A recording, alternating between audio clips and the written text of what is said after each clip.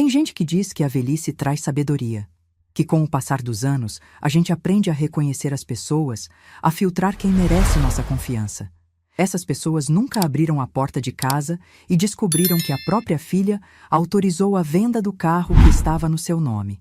Nunca olharam nos olhos de um genro folgado que sorriu e disse: "Você não dirige mais mesmo, precisávamos do dinheiro." Meu nome é Marlene de Souza Barbosa. Tenho 67 anos, e essa história começa no dia em que descobri que tinha me tornado invisível dentro da minha própria casa. Era uma terça-feira de março, dessas tardes quentes de fim de verão em que o ar parece grudento e o corpo pede sombra. Eu tinha ido ao médico de manhã fazer os exames de rotina que faço todo ano desde que Geraldo se foi. Nada demais, só acompanhamento. Pressão controlada, glicemia estável, coração funcionando como deveria. O Dr. Renato até brincou comigo, disse que eu estava melhor que muita gente de 40 anos. Peguei o ônibus de volta porque meu carro não estava na garagem quando saí de manhã. Achei que Renata, minha filha, tinha levado para resolver alguma coisa. Ela fazia isso às vezes, pegava sem avisar, dizia que era emergência. Eu deixava passar. Mãe deixa passar muita coisa, não é? A gente vai abrindo mão de pequenas coisas, achando que está mantendo a paz, cultivando o amor, preservando a família. Só não percebe que, aos poucos, está abrindo mão de si mesma. Desci do ônibus na esquina de casa, caminhei até o portão verde que Geraldo pintou no último verão que passamos juntos, e entrei. A garagem estava vazia. Não só sem o meu carro, mas vazia de um jeito diferente. Limpa demais. Como se nunca tivesse existido um Corolla prata ali. Aquele carro era especial. Era o último presente que meu marido me deu. Geraldo escolheu pessoalmente, levou semanas pesquisando, visitando concessionárias. Quando me entregou a chave, com aquele sorriso que só ele tinha, disse uma frase que nunca esqueci. "É para você ter liberdade, Marlene. Para nunca depender de ninguém quando eu não estiver mais aqui." 2 meses depois, ele se foi. Um infarto fulminante, sem aviso, sem despedida. E aquele carro se tornou a última prova física de que o amor dele por mim tinha sido real. Entrei em casa pelo corredor lateral. A porta da cozinha estava aberta e eu podia ouvir a televisão ligada na sala. Era o som de algum programa de esportes, desses que Fábio assistia o dia inteiro enquanto fingia estar procurando oportunidades de emprego. Meu genro, o homem que minha filha escolheu para dividir a vida. Ele estava esparramado no sofá, o mesmo sofá que Geraldo e eu compramos quando nos casamos, há mais de 40 anos. Tinha os pés em cima da mesa de centro, uma lata de refrigerante na mão, os olhos vidrados na tela. Nem se mexeu quando entrei. Era como se eu fosse um móvel, parte da decoração. Perguntei onde estava o carro. Minha voz saiu mais baixa do que eu pretendia. Fábio nem tirou os olhos da televisão quando respondeu. As palavras saíram da boca dele com uma naturalidade que me gelou por dentro. "Vendi ontem." "Você não dirige mais mesmo. Precisávamos do dinheiro para quitar umas contas." Por alguns segundos, achei que tinha ouvido errado. Minha mente se recusava a processar aquelas palavras. "Vendi ontem." Como assim vendeu? Vendeu o quê? O carro estava no meu nome. Era meu. Eu nunca autorizei nada. Nunca assinei nada. Fiquei parada ali, no vão da porta entre a cozinha e a sala, sentindo o chão desaparecer debaixo dos meus pés. Meu coração disparou. Minhas mãos começaram a tremer. Era como se meu corpo tivesse congelado enquanto minha mente tentava entender o que estava acontecendo. Foi quando Renata apareceu da cozinha. Minha filha. A menina que eu carreguei no ventre por 9 meses, que amamentei, que ensinei a dar os primeiros passos nessa mesma sala. Ela estava secando as mãos num pano de prato, com aquela expressão de quem já sabia o que eu ia perguntar. "Mãe, não começa", ela disse antes que eu conseguisse formular qualquer frase. Era um carro parado na garagem, a senhora nem dirige mais direito. O Fábio conseguiu um comprador que pagou à vista. Foi bom para todo mundo. Bom para todo mundo. Essas palavras entraram nos meus ouvidos e desceram até o peito como vidro moído. Bom para quem, Renata? Para mim, que fiquei sem o único meio de ir e vir quando quisesse? Para mim, que nem fui consultada sobre a venda de algo que me pertencia? Para mim, que perdi a última lembrança física do seu pai? Mas não disse nada disso. Engoli as palavras junto com a dor, porque foi naquele momento que algo dentro de mim começou a mudar. Uma voz antiga começou a sussurrar na minha cabeça. Não reaja agora, não grite, não chore. Pensa, Marlene, pensa. 35 anos trabalhando em cartório me ensinaram uma coisa fundamental. Quem perde a calma, perde a razão. Quem grita, entrega o poder. Quem chora na frente do adversário, mostra onde dói.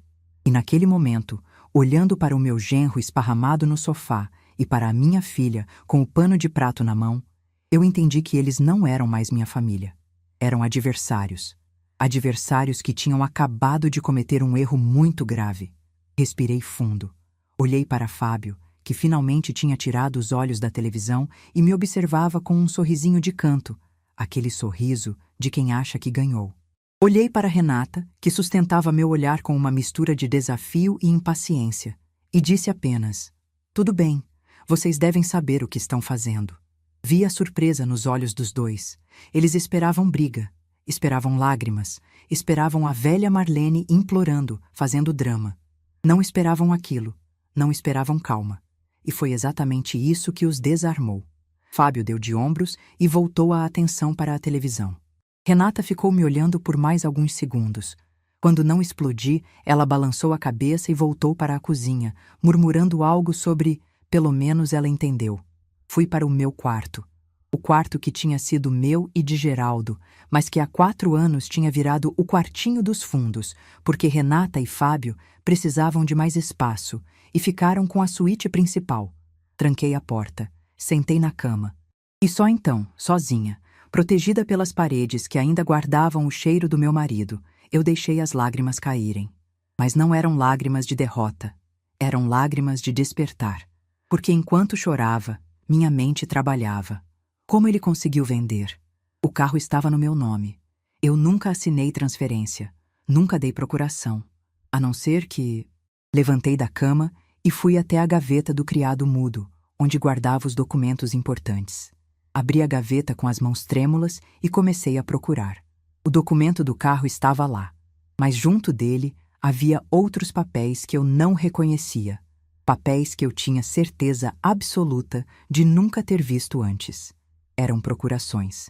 3 procurações. Todas com a mesma data de 6 meses atrás. Eu aparecia como outorgante. Fábio aparecia como outorgado. Os poderes concedidos eram amplos. Representar a outorgante em assuntos financeiros e patrimoniais, podendo movimentar contas bancárias, vender bens móveis e imóveis, assinar documentos em seu nome. Minhas mãos gelaram. Meu coração disparou de novo, mas dessa vez não era de tristeza. Era de uma raiva fria, controlada, perigosa, porque eu reconhecia aquelas procurações. Não por tê-las assinado, eu nunca as assinei, mas por reconhecer o formato, o papel, os termos usados. 35 anos em cartório me ensinaram a identificar cada detalhe, e eu sabia reconhecer uma falsificação quando via uma. A assinatura era boa, quase perfeita. Alguém tinha praticado, estudado minha letra. Mas havia detalhes. O M do meu nome tinha uma inclinação diferente. O S de Souza era mais fechado do que eu faço. E a pressão da caneta era uniforme demais. Quem falsifica costuma se concentrar tanto na forma que esquece de variar a pressão naturalmente. Continuei procurando na gaveta. E encontrei mais coisas. Extratos bancários. Extratos da poupança que Geraldo e eu tínhamos construído ao longo de décadas, guardando um pouco todo mês para a velhice, para emergências, para deixar algo para Renata quando não estivéssemos mais aqui. O saldo que deveria estar ali, pouco mais de R$ 80.000, tinha sido reduzido a menos de 2.000. Havia saques mensais, transferências, pagamentos de cartão de crédito, todos autorizados por aquelas procurações falsas. Todos feitos nos últimos 6 meses, enquanto eu achava que meu dinheiro estava seguro. Sentei no chão do quarto, com os papéis espalhados ao meu redor. A luz do fim de tarde entrava pela janela, alaranjada e morna. Não era só o carro, nunca foi só o carro. Era um plano sistemático, organizado. Eles estavam me roubando há meses. E faziam isso enquanto sorriam na minha cara, enquanto comiam a comida que eu preparava, enquanto moravam de graça na casa que eu ofereci. Minha filha, a menina que eu criei com tanto amor. Ela sabia. Ela tinha que saber. Ninguém falsifica documentos desse jeito sem a conivência de quem está por perto. Renata pode não ter segurado a caneta, mas ela deixou acontecer. Ela escolheu o marido em vez da mãe. Ela escolheu o dinheiro em vez da verdade. Chorei mais um pouco. Chorei pelo que tinha perdido, pelo que descobri, pelo amor que achei que existia e era só ilusão. Mas depois das lágrimas veio outra coisa. Veio clareza. Veio determinação. Veio uma certeza inabalável de que eu não ia deixar isso passar. Peguei meu celular. Eram quase 8 da noite. A casa estava em silêncio agora. Provavelmente Fábio e Renata tinham ido dormir cedo, satisfeitos com a vitória que achavam que tinham conquistado.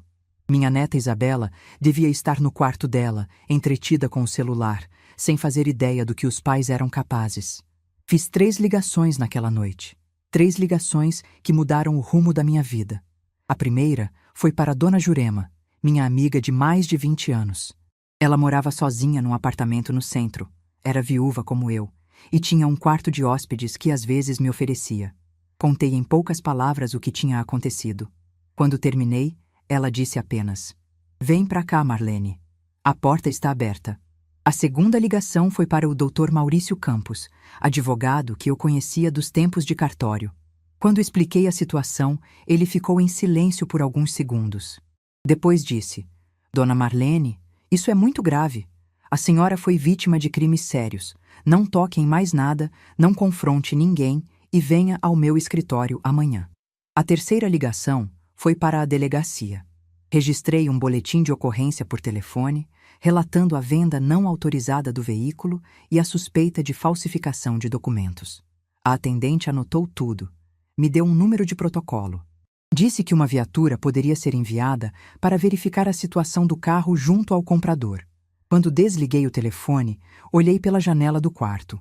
A lua estava cheia, iluminando o quintal, onde Geraldo e eu plantamos uma jabuticabeira no primeiro ano de casados. Aquela árvore ainda dava frutos, ainda florescia todo ano, assim como eu. Eles acharam que eu era fraca. Uma velha cansada, fácil de enganar, fácil de roubar, fácil de descartar.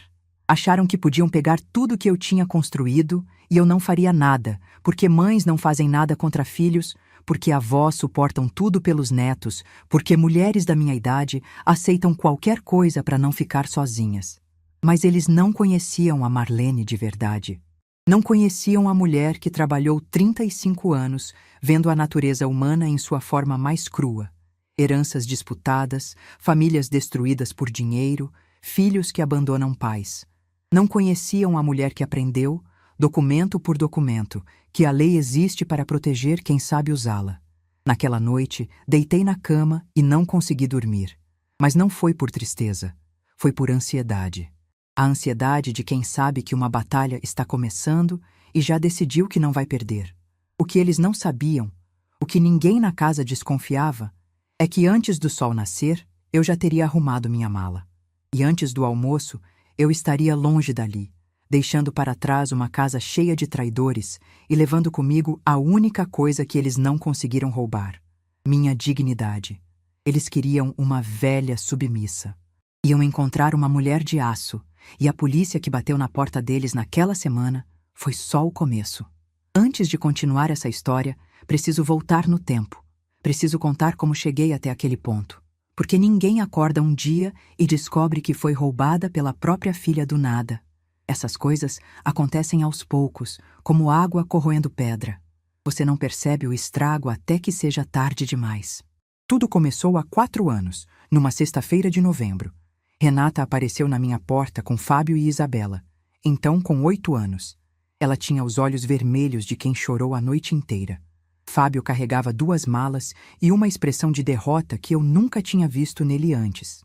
Isabela segurava uma boneca e olhava para tudo com aquele jeito assustado de criança que não entende o que está acontecendo.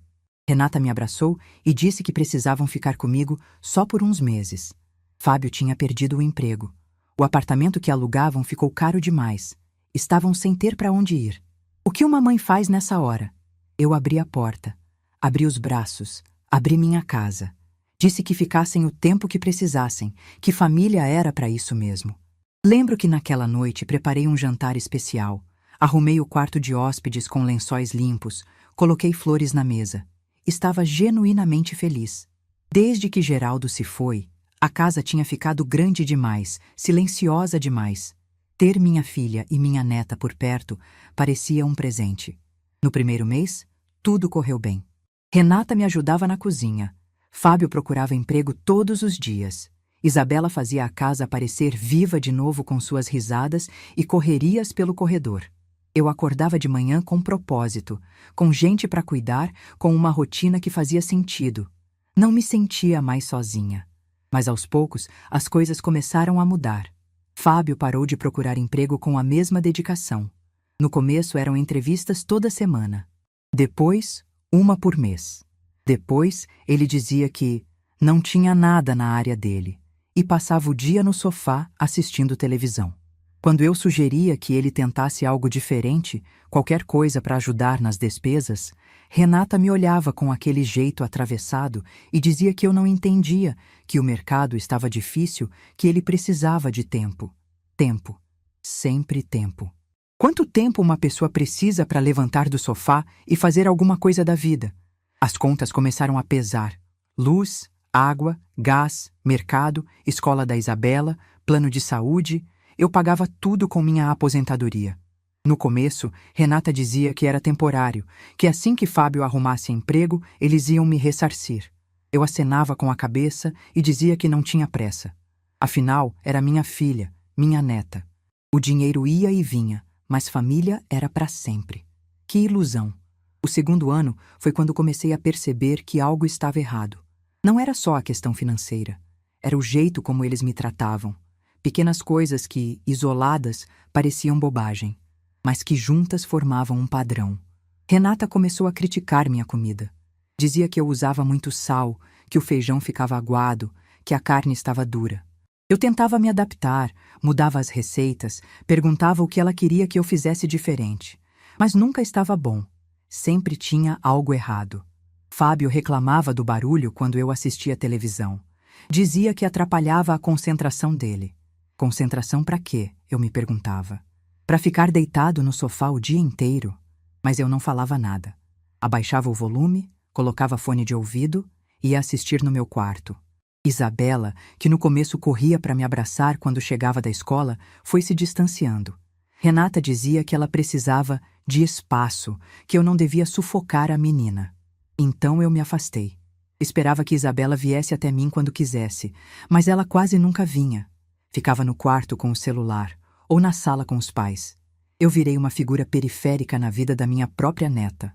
Foi no final do segundo ano que aconteceu a troca de quartos. Renata entrou no meu quarto uma tarde e disse que ela e Fábio precisavam de mais espaço, que a suíte seria melhor para eles, que eu podia ficar com o quarto de hóspedes, que era mais aconchegante mesmo. Eu olhei para ela sem entender. Aquele era o quarto onde eu dormia com Geraldo há mais de 40 anos. Onde ele fechou os olhos pela última vez antes de ir para o hospital e nunca mais voltar. Onde eu guardava as lembranças mais preciosas da minha vida. E minha filha estava me pedindo para sair de lá como se fosse a coisa mais natural do mundo. Quis dizer não. Quis perguntar se ela tinha perdido o juízo. Mas olhei para os olhos dela e vi algo que me assustou. Não era um pedido. Era uma exigência disfarçada de gentileza. E eu percebi que, se dissesse não, as coisas iam ficar difíceis. Renata sabia ser difícil quando queria. Então eu disse sim. Arrumei minhas coisas, transferi as fotos de Geraldo para o outro quarto, tentei me convencer de que não era grande coisa, que o importante era a família estar unida, que um quarto era só um quarto. Mas não era só um quarto, era mais um pedaço de mim que eu estava entregando. Mais um espaço da minha vida que eu estava cedendo. E eu nem percebia que, aos poucos, estava cedendo tudo. O terceiro ano foi o pior. Foi quando comecei a me sentir uma estranha na minha própria casa. Minhas amigas pararam de me visitar. Não porque eu não as convidasse, mas porque Renata sempre dava um jeito de tornar as visitas desconfortáveis. Suspirava alto quando elas chegavam. Fazia comentários sobre a bagunça que ficava depois. Dizia que era cansativo ter gente estranha em casa toda hora. Uma por uma, minhas amigas foram se afastando. Só Dona Jurema insistia em me ver, mas eu é que ia até a casa dela para evitar conflito. Minha rotina foi encolhendo. Eu acordava cedo, preparava o café, limpava a casa, fazia almoço, lavava roupa, passava, fazia jantar, limpava de novo. Era uma empregada doméstica não remunerada, com a diferença de que estava trabalhando na minha própria casa, para pessoas que deviam me agradecer, mas só sabiam reclamar. Fábio nunca levantava um dedo para ajudar. Renata dizia que estava cansada demais do trabalho para fazer tarefas domésticas. Isabela tinha muito dever de casa. Sobrava tudo para mim. E quando eu tentava pedir ajuda, ouvia que estava reclamando demais, que era difícil de agradar, que eles já tinham problemas suficientes sem precisar ouvir minhas queixas. Foi nesse ano que começaram a sumir pequenas coisas. Um brinco de ouro que era da minha mãe, um relógio antigo de Geraldo, uma correntinha que eu guardava desde o meu casamento. Eu procurava, perguntava, e Renata dizia que eu devia ter perdido, que estava ficando esquecida, que era coisa da idade, como se eu fosse uma velha caduca que não sabia onde colocava as próprias coisas. Eu tinha 65 anos, não 95. Minha memória funcionava perfeitamente. Mas eles plantavam essa semente de dúvida, me faziam questionar a mim mesma. E eu, boba, às vezes acreditava. Hoje sei que não perdi nada. Eles venderam, assim como venderam meu carro, assim como roubaram minha poupança. Eles iam tirando aos poucos, testando até onde podiam ir. E como eu nunca reagia, foram ficando mais ousados. O 4º ano foi quando me tornei completamente invisível. Eu podia estar na sala e eles conversavam como se eu não existisse. Faziam planos, discutiam problemas, tomavam decisões. E eu era ignorada. Quando tentava opinar, Renata revirava os olhos ou Fábio dava aquele sorrisinho debochado. Minha voz tinha perdido o peso. Minhas palavras não significavam mais nada. Isabela, minha netinha que eu vi nascer, que eu ajudei a criar, me tratava com uma indiferença que doía mais do que qualquer insulto. Ela tinha aprendido com os pais. Tinha aprendido que a avó era uma figura decorativa, alguém que estava ali para servir, mas não para ser ouvida. Quando precisava de dinheiro para alguma coisa, vinha toda carinhosa. Quando conseguia o que queria, sumia de novo. Eu me perguntava onde tinha errado, o que tinha feito para merecer aquilo. Passava noites acordada repassando cada decisão, cada momento, tentando encontrar o ponto onde as coisas tinham desandado. Será que tinha sido permissiva demais com Renata quando ela era criança? Será que tinha dado liberdade demais, mimo demais? Será que a culpa era minha? Hoje sei que não era. Hoje sei que algumas pessoas simplesmente escolhem ser quem são. Que você pode dar todo o amor do mundo e ainda assim receber ingratidão em troca. Que ser boa mãe não garante ter bons filhos. Essa é uma verdade dura que muitas mulheres da minha idade conhecem, mas poucas têm coragem de admitir. Houve um momento, uns 3 meses antes de descobrir a venda do carro, que quase me fez reagir. Foi no aniversário de Geraldo. Ele faria 75 anos se estivesse vivo. Todo ano, nessa data, eu acendia uma vela, olhava as fotos, ficava um tempo em silêncio lembrando dele. Era meu ritual particular, minha forma de manter a memória viva. Naquele ano, quando fui procurar o álbum de fotos do casamento, não encontrei. Procurei em todo canto, revirei gavetas, armários, caixas, nada. Perguntei para Renata e ela disse que tinha guardado, porque estava ocupando espaço. Perguntei onde tinha guardado. Ela ficou vaga, disse que não lembrava direito, que devia estar em alguma caixa no fundo do armário. Nunca encontrei aquele álbum. Até hoje não sei o que fizeram com ele. Se venderam, se jogaram fora, se está esquecido em algum canto. Eram as únicas fotos que eu tinha do dia do meu casamento. Fotos de Geraldo jovem, sorrindo, cheio de vida. Fotos dos meus pais, que já se foram. Fotos de uma época em que eu era feliz e não sabia. Naquele dia, sentei no meu quartinho dos fundos e chorei por horas. Chorei de raiva, de impotência, de uma tristeza que parecia não ter fim. Pensei em confrontar Renata, em exigir explicações, em finalmente explodir. Mas não fiz nada. Engoli mais uma vez. Disse para mim mesma que não valia a pena brigar, que o álbum era só objeto, que as memórias verdadeiras estavam na minha cabeça. Mentiras que a gente conta para si mesma para sobreviver. Se eu tivesse reagido naquele dia, talvez as coisas fossem diferentes. Talvez eu tivesse descoberto mais cedo o que estavam fazendo. Talvez tivesse evitado perder 80 mil reais. Mas eu estava tão acostumada a te engolir, tão treinada a não fazer ondas, que simplesmente não conseguia. É isso que acontece quando você passa anos sendo diminuída. Você começa a acreditar que merece, que é assim mesmo, que não tem direito de reclamar. Você vai encolhendo, encolhendo, até ocupar o menor espaço possível, até se tornar invisível. Eu me tornei invisível na minha própria casa. Na casa que eu e Geraldo construímos juntos.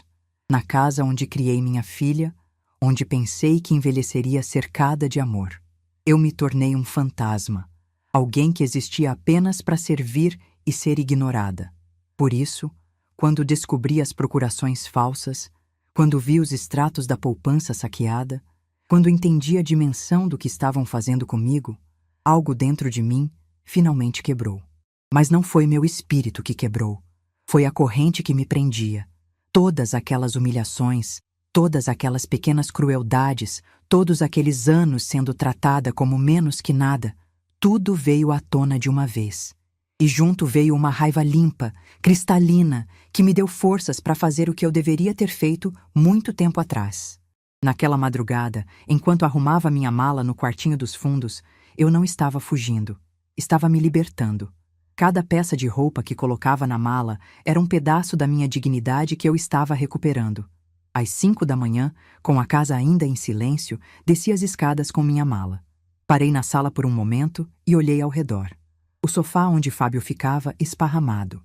A televisão que ele assistia o dia inteiro. Tudo aquilo tinha sido meu um dia. Tudo aquilo ainda era meu, no papel. Mas eu não queria mais. Não queria mais aquela casa cheia de lembranças envenenadas. Não queria mais dividir espaço com pessoas que me viam como um estorvo conveniente. Eu queria minha vida de volta. E para isso precisava sair dali. Deixei o bilhete na mesa da cozinha. Poucas palavras. Nenhuma explicação. Eles não mereciam explicações.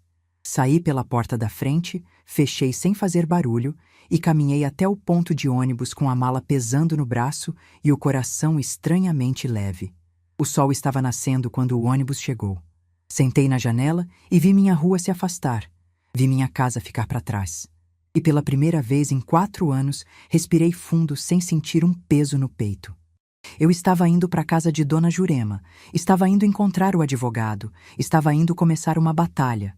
Mas naquele momento, dentro daquele ônibus, eu só conseguia pensar uma coisa. Finalmente. Finalmente eu tinha acordado. Finalmente eu tinha reagido. Finalmente eu era Marlene de novo. E a Marlene de verdade não aceita ser invisível. Dona Jurema abriu a porta antes mesmo de eu tocar a campainha.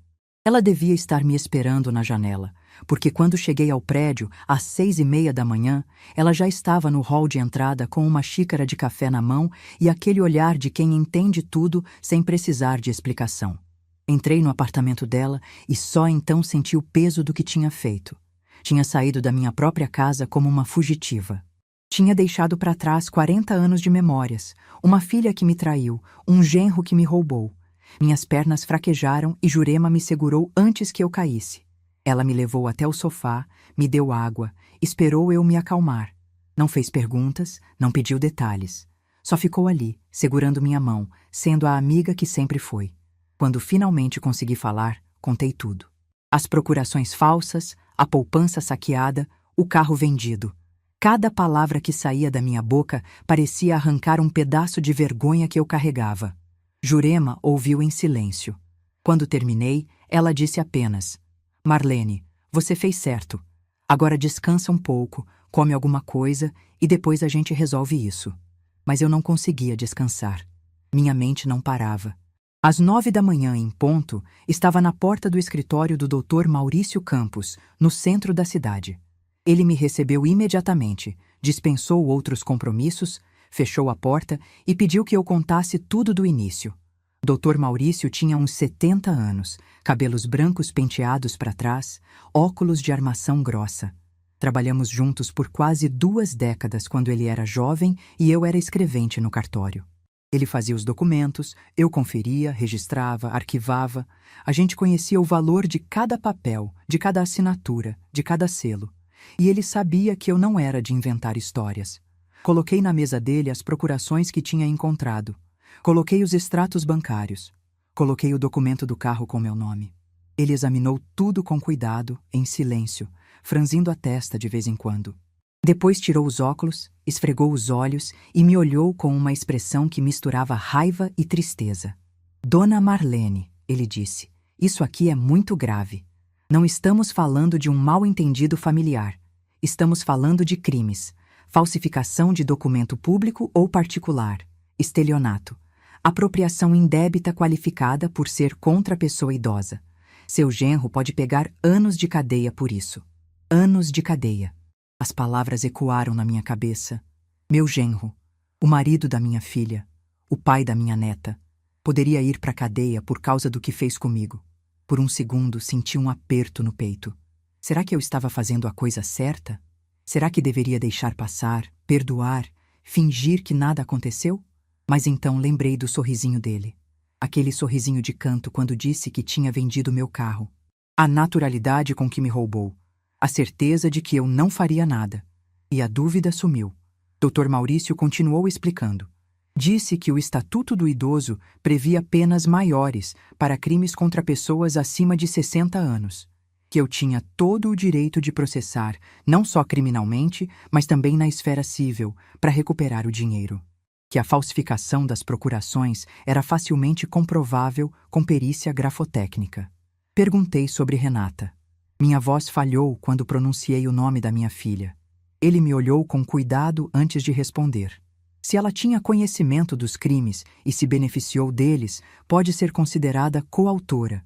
Vi nos extratos que algumas transferências foram para a conta dela. Isso é evidência de participação. Minha filha. Coautora.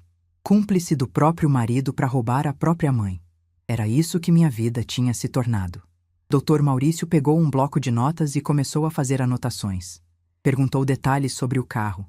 Respondi que era um Corolla prata, modelo 2016, o último presente de Geraldo. Perguntou se eu sabia por quanto tinha sido vendido. Disse que não, que Fábio não tinha mencionado o valor. Ele anotou tudo e disse que ia descobrir. Antes de eu sair, ele fez uma ligação. Falou com alguém na delegacia, mencionou meu nome, o número do boletim de ocorrência que eu tinha registrado por telefone. Quando desligou, me informou que a polícia já tinha localizado o comprador do carro. Um rapaz chamado Vinícius, de 30 e poucos anos, que tinha pago R$45 mil à vista. Dinheiro da vida inteira dele, economias para comprar o primeiro carro próprio. R$45 mil. Era isso que meu carro valia. E Fábio tinha embolsado tudo, sem me dar um centavo, sem me pedir autorização, sem nem piscar. Dr. Maurício explicou que Vinícius também era vítima. Tinha comprado de boa fé, achando que estava fazendo um negócio legal. Agora ia ter que devolver o carro para mim e processar Fábio para tentar recuperar o dinheiro. O rapaz estava desesperado, sem carro e sem dinheiro, tudo por causa da ganância do meu genro. Saí do escritório com a cabeça rodando. Eram quase meio-dia. Voltei para o apartamento de Jurema e encontrei ela preparando o almoço. O cheiro de arroz e feijão me lembrou de casa, da minha cozinha, das refeições que eu preparava para uma família que não me merecia. Durante o almoço, contei para Jurema o que o advogado tinha dito. Ela balançou a cabeça, indignada. Eu sempre desconfiei daquele Fábio, ela disse. Homem que não trabalha e vive às custas dos outros não presta. Mas nunca imaginei que fosse capaz de uma coisa dessas. Perguntei se ela achava que eu estava errada. Se deveria perdoar, se deveria deixar para lá, se deveria pensar na família. Jurema largou o garfo e me olhou nos olhos. Marlene, escuta o que eu vou te dizer. Família não rouba família. Família não falsifica documento. Família não tira o carro da própria mãe para vender escondido. Isso que eles fizeram não é coisa de família. É coisa de criminoso. E criminoso tem que pagar pelo que fez. As palavras dela entraram fundo. Ela estava certa. Eu não podia deixar a culpa me paralisar. Não tinha feito nada de errado. Os errados eram eles. Naquela tarde, Dr. Maurício me ligou com novidades. A polícia ia até minha casa naquela noite para notificar Fábio sobre o boletim de ocorrência e pedir explicações sobre a venda do veículo. Perguntou se eu queria estar presente. Disse que não. Não queria ver a cara deles. Não queria dar chance para choro, para desculpa, para manipulação. Passei o resto do dia no apartamento de Jurema, tentando me distrair. Mas não conseguia pensar em outra coisa. Ficava imaginando a cena. A polícia chegando. Fábio abrindo a porta achando que era entrega de comida. A expressão dele quando visse os policiais. A cara de Renata quando entendesse que eu tinha reagido. Por volta das 8 da noite meu celular tocou. Era um número desconhecido. Atendi com o coração acelerado. Era Renata. A voz dela estava estranha. Uma mistura de raiva e desespero. Mãe, o que a senhora fez? A polícia veio aqui, levaram o Fábio para depor. A senhora enlouqueceu? Respirei fundo antes de responder. Minha voz saiu mais calma do que eu esperava. Eu fiz o que deveria ter feito há muito tempo, Renata. Fui procurar meus direitos. Ela começou a gritar. Disse que eu estava destruindo a família. Que Isabela estava chorando, assustada. Que os vizinhos tinham visto a viatura na porta. Que eu tinha envergonhado todo mundo. Deixei ela falar. Não interrompi, não me defendi, não me justifiquei. Quando ela finalmente parou para respirar, eu disse: Renata, vocês venderam meu carro sem minha autorização. Falsificaram procurações com meu nome. Roubaram quase R$ 80 mil da minha poupança. O dinheiro que seu pai e eu juntamos a vida inteira. Vocês fizeram isso enquanto eu pagava as contas da casa, enquanto eu cuidava de vocês, enquanto eu achava que era amada. Então não me venha falar de vergonha. A vergonha é de vocês, não minha. Silêncio do outro lado. Depois, a voz dela mudou. Ficou mais baixa, quase um sussurro. Mãe, a gente pode resolver isso. Não precisa de polícia, de advogado. Eu converso com o Fábio. A gente devolve o dinheiro. A gente... Cortei ela no meio da frase. Devolver o dinheiro? Renata, vocês gastaram quase tudo.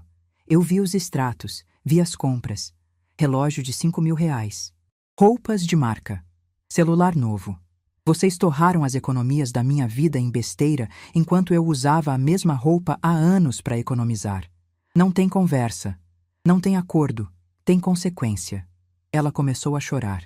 Disse que não sabia de tudo, que Fábio tinha escondido algumas coisas dela, que ela também era vítima. Eu quase ri. Quase. Você é tão vítima quanto eu sou culpada, Renata. Você sabia. Talvez não de tudo, mas sabia o suficiente. Você viu o dinheiro entrando, viu as compras, viu o carro sumindo da garagem e não fez nada. Não me avisou, não me protegeu. Você escolheu o lado dele. Agora aguenta as consequências da sua escolha. Desliguei o telefone. Minhas mãos tremiam, mas não de medo, de alívio. Finalmente eu tinha dito o que precisava dizer. Finalmente eu tinha parado de engolir, de aceitar, de fingir que estava tudo bem. Jurema apareceu na porta do quarto com 2 xícaras de chá. Sentou do meu lado na cama e ficou em silêncio comigo. Não precisava de palavras. A presença dela era suficiente. Naquela noite, deitei na cama do quarto de hóspedes de Jurema e, pela primeira vez em muito tempo, dormi em paz. Não sonhei com a casa, com Renata, com Fábio. Sonhei com Geraldo. Sonhei que ele estava sentado na varanda da nossa casa, sorrindo para mim, dizendo que eu tinha feito a coisa certa. Quando acordei, tinha lágrimas no rosto, mas eram lágrimas boas. Nos dias seguintes, as coisas se moveram rápido. Dr. Maurício entrou com os processos. O delegado responsável pelo caso me ligou para confirmar informações. A perícia grafotécnica foi solicitada para as procurações. Fábio teve que contratar um advogado público porque não tinha dinheiro para pagar um particular. Irônico, considerando quanto ele tinha roubado de mim. Vinícius, o rapaz que comprou meu carro, me procurou através do advogado. Queria conversar comigo, explicar que não sabia de nada, pedir desculpas mesmo sem ter culpa. Aceitei encontrar com ele num café perto do escritório de Dr. Maurício. Era um rapaz simples, trabalhador, que juntou dinheiro por anos para realizar o sonho do carro próprio. Quando Fábio ofereceu o Corolla por um preço abaixo do mercado, ele achou que era sorte. Não desconfiou, porque Fábio mostrou o documento. Falou com desenvoltura, pareceu confiável. Dona Marlene, ele disse com os olhos marejados, eu perdi tudo. Minhas economias, meu sonho. E ainda vou ter que devolver o carro para a senhora. Não sei como vou me recuperar disso. Olhei para aquele rapaz e vi mais uma vítima da ganância do meu genro. Fábio não tinha destruído só a mim. Tinha destruído a vida de um desconhecido que só queria comprar um carro. Disse para ele que sentia muito, que não era culpa dele, que ele deveria processar Fábio e tentar recuperar o dinheiro. Ele agradeceu, apertou minha mão e foi embora com os ombros curvados de quem carrega um peso grande demais. Uma semana depois, recebi meu carro de volta.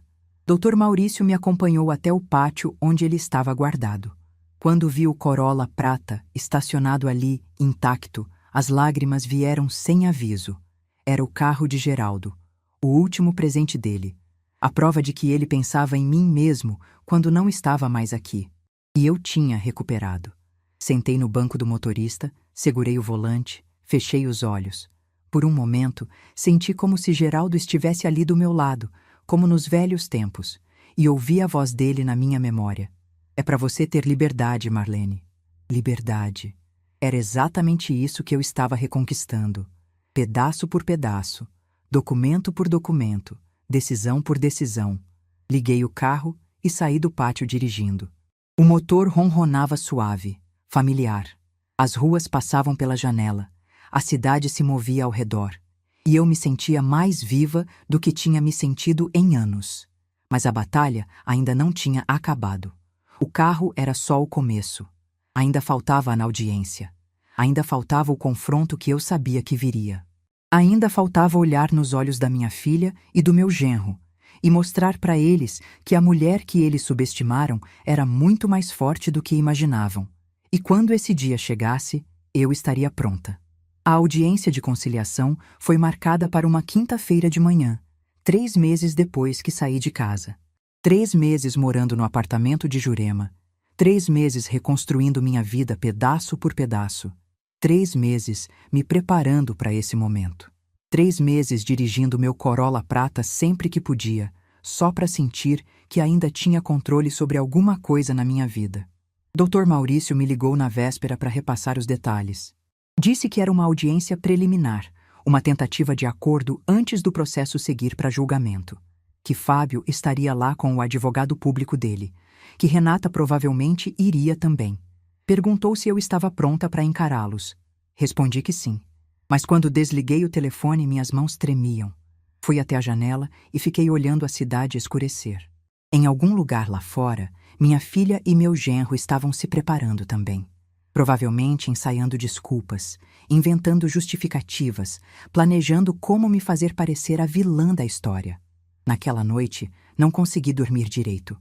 Ficava imaginando o que ia acontecer, o que eles iam dizer, como eu ia reagir. Parte de mim ainda tinha medo.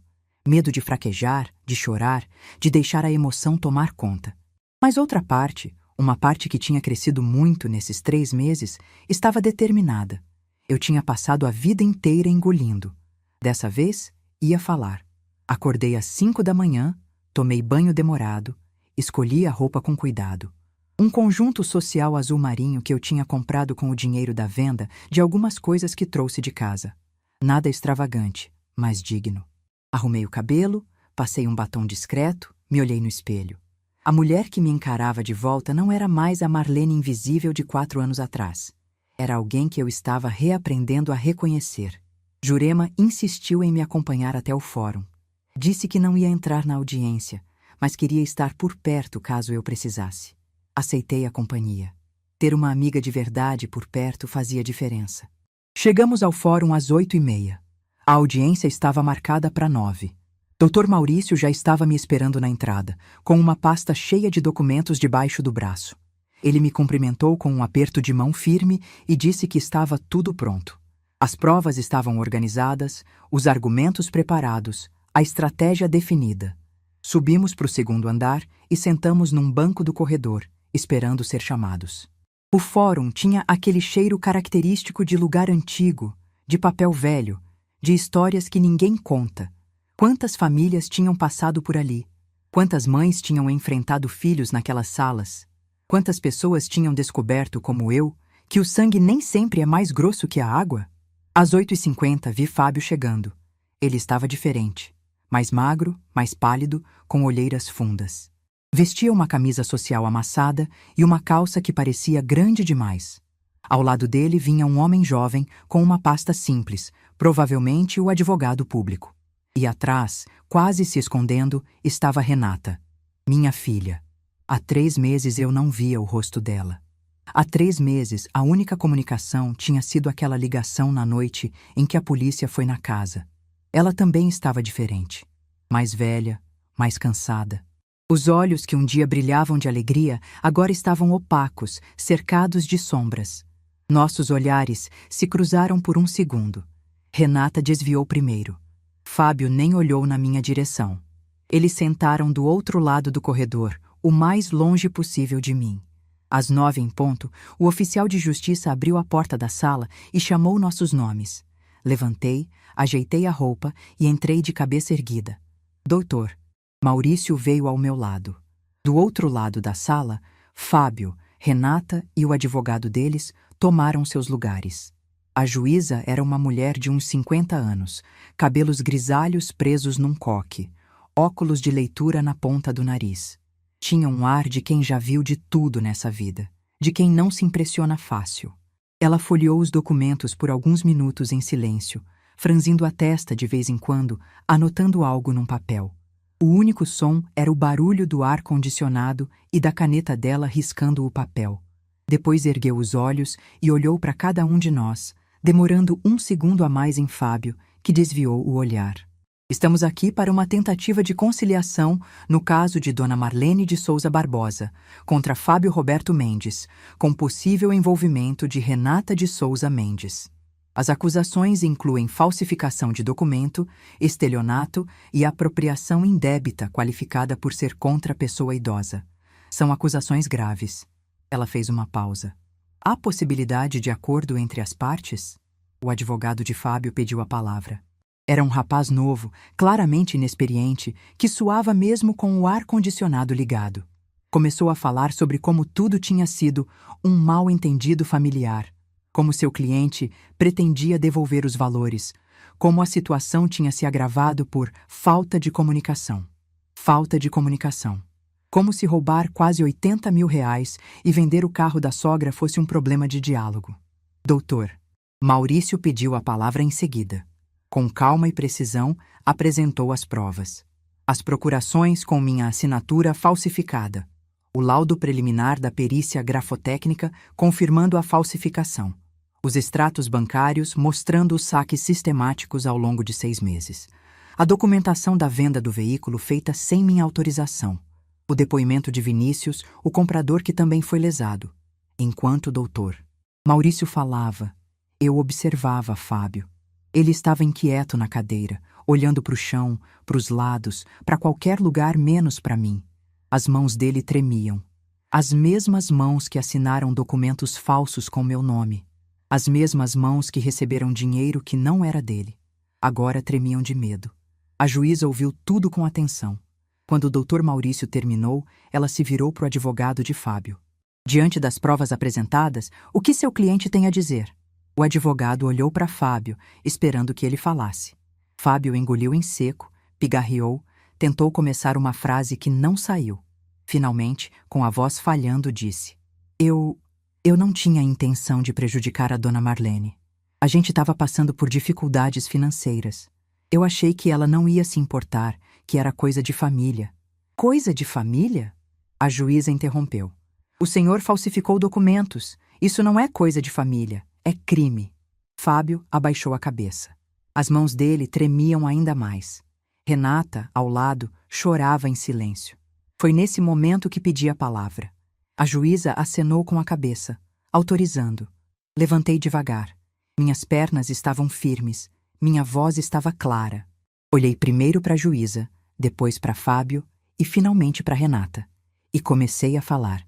Meritíssima, eu trabalhei 35 anos num cartório. Vi muita coisa passar pela minha mão. Testamentos fraudados, assinaturas falsas, famílias destruídas por dinheiro, Sempre achei que essas coisas aconteciam com os outros. Nunca imaginei que um dia ia estar do outro lado da mesa.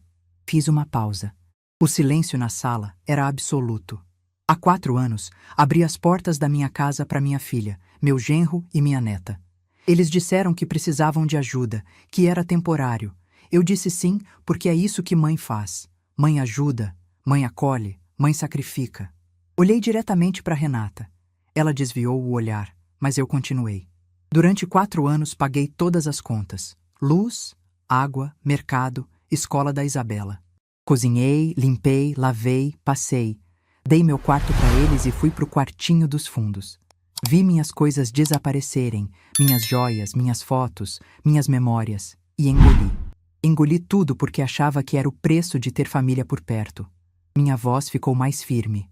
Mas roubar quase 80 mil reais da minha poupança, vender o carro que meu marido me deu antes de partir, falsificar minha assinatura para fazer o que quisessem com o que era meu, isso não é família, isso é crime, e crime tem consequência. A juíza me observava com atenção. Fábio tinha a cabeça enterrada nas mãos. Renata chorava abertamente agora, os ombros tremendo.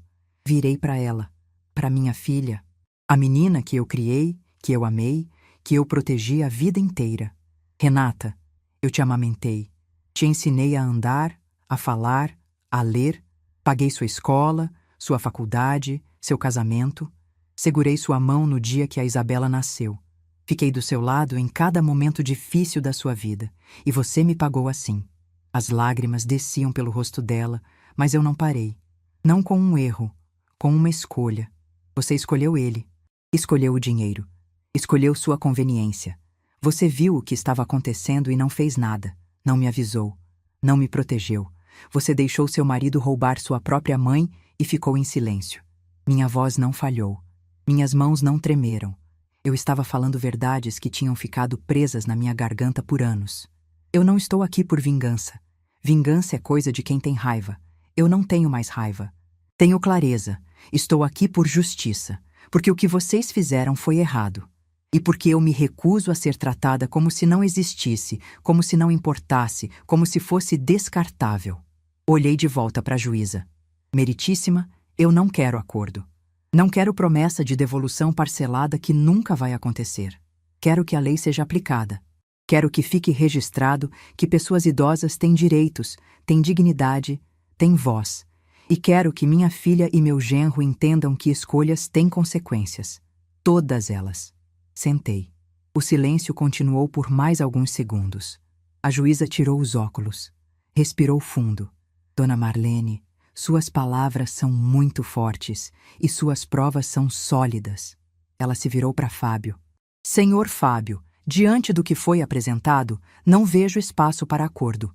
Este caso vai seguir para julgamento. O senhor responderá pelos crimes de falsificação, estelionato e apropriação indébita qualificada. Quanto à senhora Renata, as investigações vão determinar o grau de envolvimento dela. Fábio ergueu a cabeça. O rosto dele estava branco. Mas eu posso ser preso? A juíza o olhou sem expressão. É uma possibilidade real, sim. Ele começou a tremer de verdade agora. O corpo inteiro sacudindo. O advogado dele tentou acalmá-lo, mas não adiantava. O homem que tinha me roubado com tanta arrogância, que tinha vendido meu carro com um sorrisinho no rosto, agora estava desmoronando na minha frente. Renata se levantou de repente. Mãe, por favor, pelo amor de Deus, pensa na Isabela. Ela não merece isso. O pai dela pode ir preso. Olhei para ela, para minha filha que estava me pedindo para ter pena do homem que me roubou. Renata, você devia ter pensado na Isabela antes de deixar seu marido falsificar documentos. Devia ter pensado nela antes de aceitar dinheiro roubado. Devia ter pensado nela antes de me tratar como lixo na minha própria casa. Agora é tarde. As consequências chegaram. A audiência foi encerrada. A juíza marcou data para o julgamento. Saímos da sala em silêncio. No corredor, Jurema me esperava com os olhos cheios de lágrimas. Eu ouvi tudo daqui de fora. Ela disse. Marlene, você foi incrível. Abracei minha amiga. Abracei forte, deixando sair toda a atenção que tinha segurado durante a audiência. Quando nos separamos, vi Fábio e Renata passando apressados pelo corredor, sem olhar para trás. Fábio ainda tremia. E eu, pela primeira vez em anos, me sentia completamente inteira. Não era felicidade exatamente. Era algo mais profundo. Era a sensação de ter recuperado algo que achei que tinha perdido para sempre. Minha voz, minha verdade, minha dignidade. Dr. Maurício se aproximou e apertou minha mão. Dona Marlene, foi uma das declarações mais poderosas que já ouvi em 30 anos de advocacia. A senhora foi muito corajosa. Agradeci. Mas não me sentia corajosa. Sentia apenas que tinha feito o que precisava ser feito. O que deveria ter feito há muito tempo. Saímos do fórum e o sol da manhã bateu no meu rosto. O dia estava bonito, o céu azul, a cidade se movendo ao redor. A vida continuava. E a minha vida, finalmente, estava voltando a me pertencer. O julgamento viria. As consequências chegariam. Fábio provavelmente seria condenado. Renata teria que viver com a vergonha do que fez. E Isabela, minha netinha, teria que crescer sabendo que os pais dela cometeram crimes contra a própria avó. Isso me doía. Mas a culpa não era minha. A culpa era de quem escolheu o caminho errado. Mas naquele momento, caminhando ao lado de Jurema em direção ao carro, eu sabia que o pior já tinha passado. Eu tinha enfrentado meus maiores medos. Tinha olhado nos olhos de quem me traiu e dito a verdade. Tinha descoberto que minha voz, silenciada por tanto tempo, ainda era forte. E ninguém nunca mais ia me fazer calar. 6 meses se passaram desde aquela audiência. 6 meses que pareceram 6 anos, de tanta coisa que aconteceu. Hoje, enquanto conto o final dessa história, estou sentada na varanda do meu apartamento, no 12º andar de um prédio no centro da cidade. Daqui de cima, vejo as luzes se acendendo enquanto o sol vai embora. É meu horário favorito do dia. O momento em que o mundo parece fazer uma pausa antes de continuar. O julgamento aconteceu 2 meses depois da audiência de conciliação. Doutor, Maurício me preparou para tudo. Mas mesmo assim foi difícil. Difícil entrar naquela sala de novo. Difícil ver Fábio com a mesma cara de coitado que ele sempre fazia quando queria escapar das consequências. Difícil ver Renata sentada atrás dele, magra, abatida, parecendo ter envelhecido 10 anos em poucos meses. Mas dessa vez eu não estava com medo. Estava pronta. O juiz analisou todas as provas. O laudo grafotécnico confirmando a falsificação das procurações. Os extratos bancários mostrando os saques sistemáticos. O depoimento de Vinícius, que chorou ao contar como perdeu as economias da vida. Meu depoimento, firme, sem lágrimas, contando cada detalhe do que vivi naquela casa. A sentença veio 3 semanas depois. Fábio foi condenado por falsificação de documento, estelionato e apropriação indébita qualificada contra idoso. Pegou 4 anos em regime semiaberto, convertidos em prestação de serviços comunitários e pagamento de indenização. Não foi para a cadeia fechada, mas ficou com a ficha suja para sempre. Nunca mais vai conseguir emprego decente. Nunca mais vai ter crédito limpo. Nunca mais vai poder fingir que é um cidadão de bem. Renata foi considerada coautora em parte dos crimes. Pegou 2 anos, também convertidos em serviços comunitários. O juiz entendeu que ela tinha conhecimento das fraudes e se beneficiou delas, mesmo que não tenha sido a mente por trás do plano. Ela chorou quando ouviu a sentença. Chorou como se fosse a vítima. Mas o juiz não se comoveu. E eu também não. Vinícius conseguiu recuperar parte do dinheiro através de um acordo.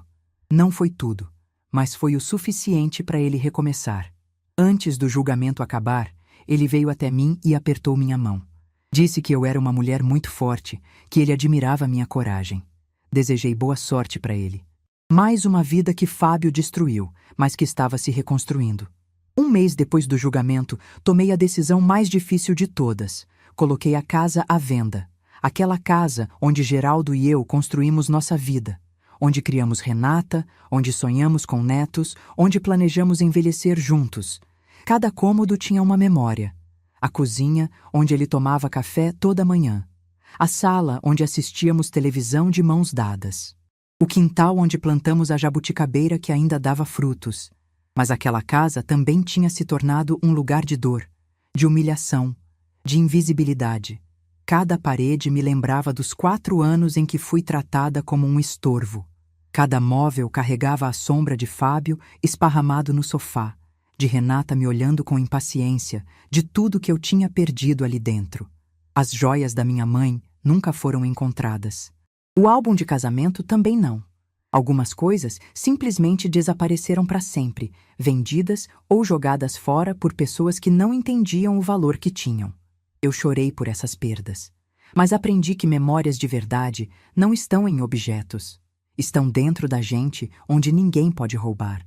A casa vendeu em menos de um mês. Um casal jovem, recém-casados, cheios de planos e sonhos. Quando assinei a escritura de transferência, não senti tristeza. Senti alívio. Aquele capítulo estava oficialmente encerrado. Com o dinheiro da venda, comprei este apartamento onde estou agora. 2 quartos, sala, cozinha, uma varanda com vista para a cidade. É menor que a casa, mas é completamente meu. Cada móvel eu escolhi. Cada cor de parede eu decidi. Cada detalhe reflete quem eu sou, não quem os outros queriam que eu fosse. Na garagem do prédio, meu Corolla prata espera por mim. Faço questão de dirigir pelo menos 3 vezes por semana. Às vezes, só dou uma volta no quarteirão. Às vezes vou até a praia, às vezes visito Jurema ou as amigas do grupo da terceira idade. Não importa para onde. O que importa é a sensação de liberdade quando ligo o motor e saio por aí. A sensação de que posso ir a qualquer lugar, a qualquer hora, sem pedir permissão para ninguém. Geraldo sabia. Quando me deu aquele carro, ele sabia que um dia eu ia precisar dessa liberdade. E mesmo não estando mais aqui, ele continua cuidando de mim. 3 meses depois do julgamento, Renata me procurou. Eu estava em casa numa tarde de sábado, quando o interfone tocou. A voz do porteiro disse que tinha uma mulher querendo subir, que dizia ser minha filha. Meu coração acelerou. Pensei em dizer que não estava, em mandar embora, em fingir que não existia. Mas respirei fundo e disse para o porteiro deixar subir. Quando abri a porta, levei um susto. Renata estava irreconhecível. Mais magra ainda, os cabelos sem brilho, olheiras profundas. Usava uma roupa simples, sem maquiagem, sem os acessórios caros que Fábio comprava com o meu dinheiro. Parecia uma versão apagada da filha que eu conhecia. Ela ficou parada na porta, sem saber o que dizer. Ficamos nos olhando por alguns segundos, que pareceram horas. Então, ela começou a chorar. Mãe, me perdoa. Por favor. Eu sei que errei. Eu sei que fiz coisas horríveis. Mas eu me arrependo de tudo. Deixei ela entrar. Ofereci água, mandei sentar. Não por carinho, mas por educação. Sentei na poltrona de frente para ela e esperei que continuasse.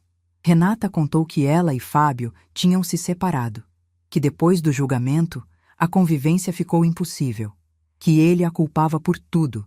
Dizia que se ela tivesse me convencido a retirar as queixas, nada daquilo teria acontecido. Que as brigas eram constantes, que Isabela vivia assustada, que a casa tinha virado um inferno. Ela estava morando num apartamento pequeno, alugado, trabalhando como vendedora numa loja de roupas. Ganhava pouco, mal dava para as despesas.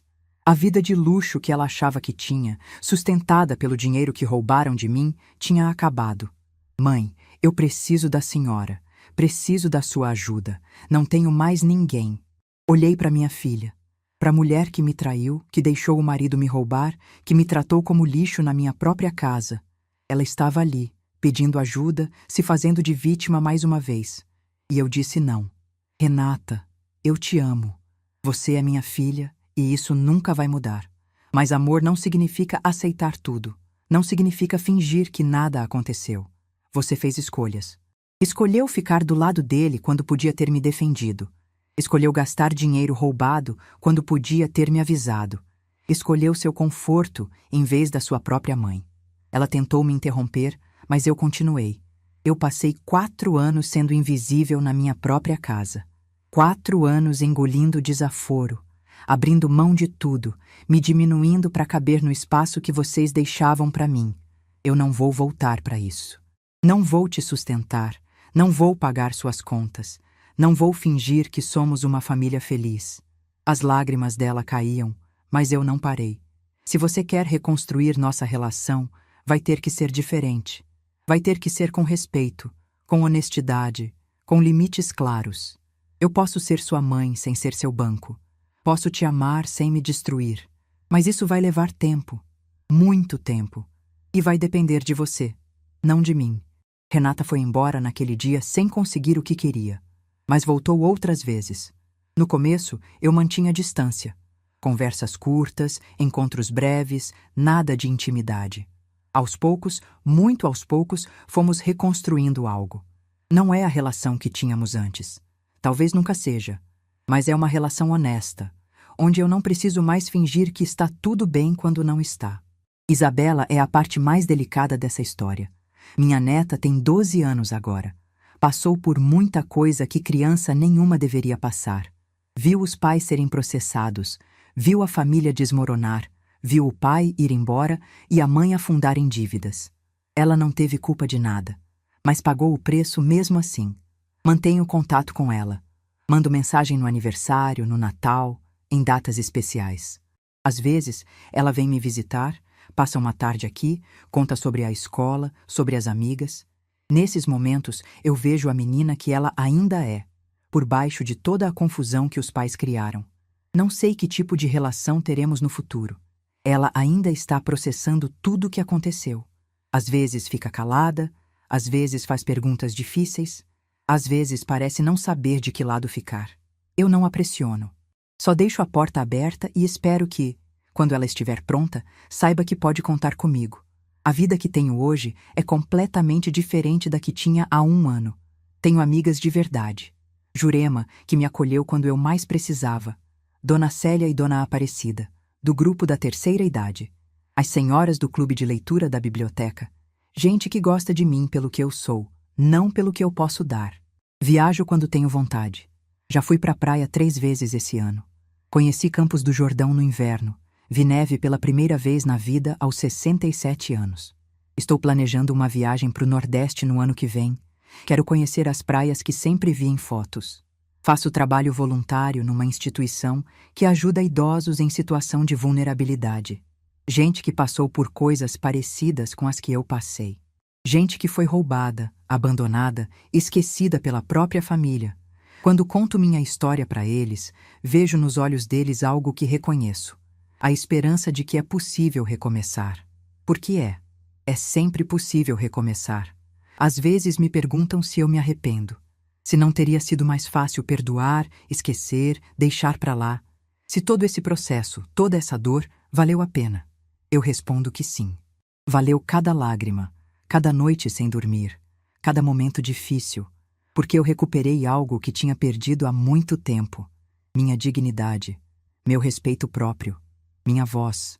Eles quiseram me apagar, quiseram me transformar numa velha invisível, conveniente, descartável.